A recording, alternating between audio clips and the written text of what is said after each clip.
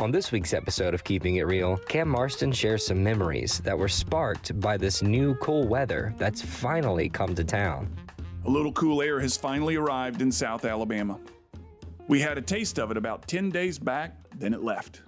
Every day since I've looked at the weather forecasts asking, when will it get cool again?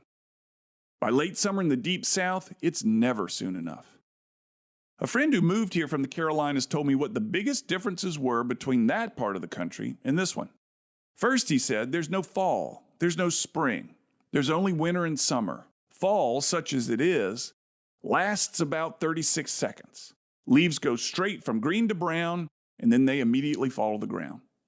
Second, the tap water is warm all year round, except for maybe December, January, and February. And third, the boys raised down here are feral. Tame in their youth, when they get a certain age, they turn wild. I have one of those feral boys living in my house right now.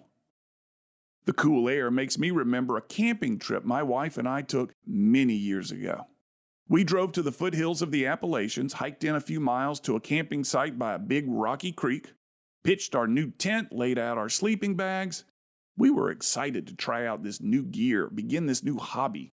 And when it got dark, we crawled in and bedded down.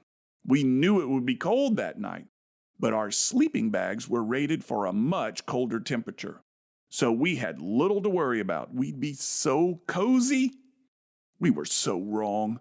We about froze to death. At some point that night, I asked my wife what time it was. This needs to be over, I said. I felt like I had been freezing forever, and my wife was the same. It has to be daylight soon, we thought. We were miserable.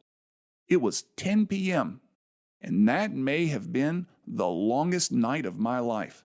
I've never camped since. Heck, I've never really warmed up since. I'm still cold from that night. The camping gear went into the attic and remains there to this day. We've moved homes a few times, and we keep bringing it along, putting it in the attic as a reminder to never do that again.